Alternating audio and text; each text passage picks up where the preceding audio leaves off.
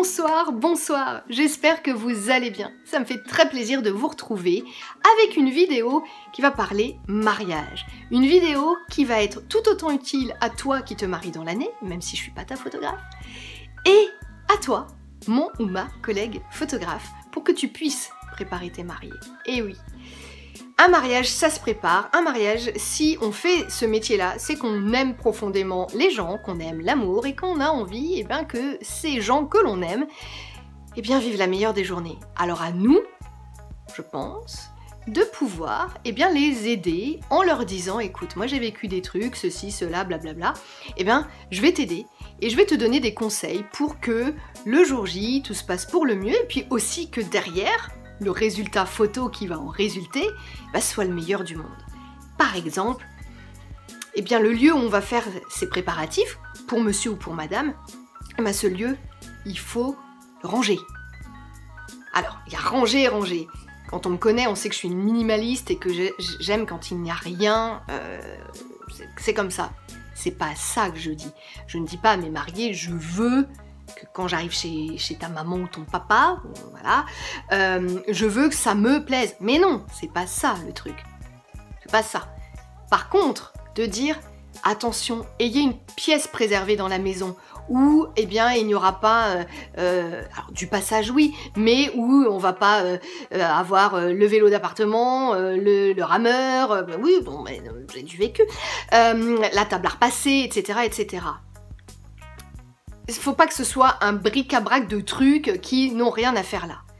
J'ai en tête une photo où le frère du marié est en train de repasser. Donc il y a la table à repasser dans la pièce de vie. La pièce de vie est très grande, très lumineuse. J'ai fait une jolie photo à ce moment-là, mais ça fait partie des préparatifs. Là, ça faisait sens, parce que dans l'histoire, ça faisait sens. Sauf que, en arrière-plan, une vieille table à repasser qui est là, qui ne sert pas parce que personne s'en sert, je vois pas l'intérêt.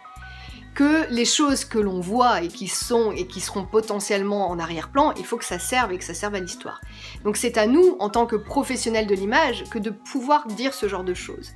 Dire que, apporter du détail et du soin au lieu où vous allez vous préparer. Si tu te prépares effectivement dans un salon de coiffure, bon, si c'est pas ton tonton ou ta tata, la coiffeuse ou le coiffeur, bon, tu vas pas pouvoir faire grand chose. En revanche, si c'est chez toi, tu peux faire ce que tu veux. Si c'est dans un gîte que tu as loué pour l'occasion, dans une chambre d'hôtel, dans le château dans lequel tu te maries, là tu peux faire des choses.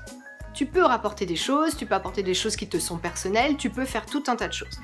Donc ça, il faut y penser, il faut le préparer. Mais ayez en tête que vos mariés, ils se marient qu'une seule fois dans leur vie et que ça, ils ne savent pas tout ça.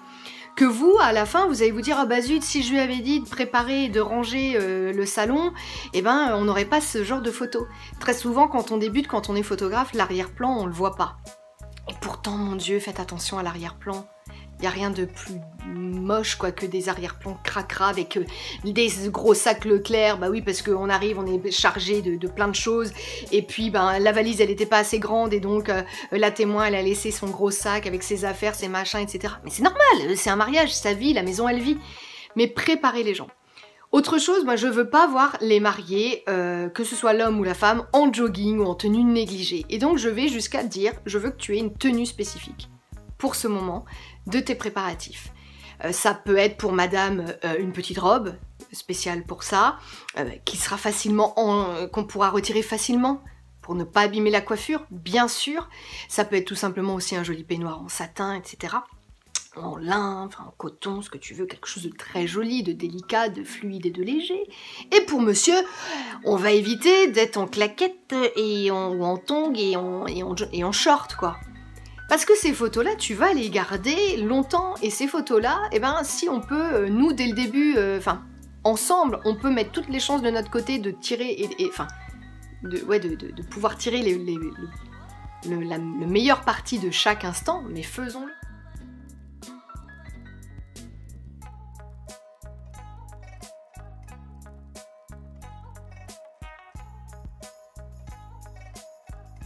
Il faut communiquer tout ça auprès de vos mariés. Utilisez ce que vous avez vu et vécu pour éviter aux nouveaux mariés de l'année de vivre ce que les autres ont pu vivre l'année dernière. Même dans le timing. Si vous voyez que le timing, ça le fait pas.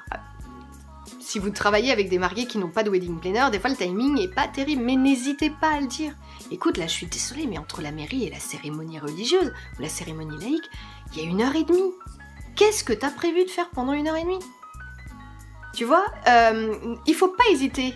Et les gens ne le prendront pas mal. Au contraire, ils vont se dire, purée, ce photographe, eh ben, il outrepasse un peu son travail de photographe, certes, mais c'est parce qu'il veut le meilleur pour nous, c'est la preuve qu'on a bien fait de le choisir. Parce qu'il fait attention aux moindres détails. Donc, voyez, réfléchissez, questionnez-vous, repensez au mariage que vous avez vécu et à ce que vous ne voulez plus voir. Donc moi je vous dis, je veux plus voir des maisons pas rangées, je veux plus voir des mariés mal habillés lors de leurs préparatifs, je veux plus voir des bêtises dans le planning. Donc ça, c'est des choses, là je vais communiquer dessus et je n'aurai pas peur de le faire. Et sachez que vraiment ça fera la différence. Quand vous allez dire à la mariée, bah tiens, tu te prépares chez ta maman, tu te prépares chez ton papa, bah dis à ta maman de faire attention aux détails, peut-être de rappeler des détails. Tu m'as dit que vous aviez perdu dans l'année le papa de ta maman, donc ton grand-père. Ça pourrait être intéressant de mettre une photo de ton grand-père à ce moment. Elle est bonne cette idée, hein. Bah ouais. Si on fait nos préparatifs dans cette maison dans laquelle on a grandi, c'est que notre famille, elle est importante pour nous.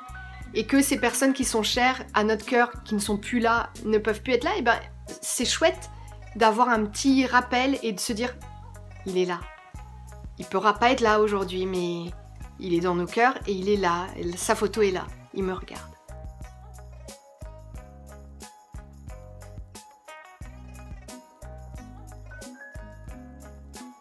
Moi, vraiment, c'est ma manière de faire et je trouve ça hyper important pour moi de le faire ainsi.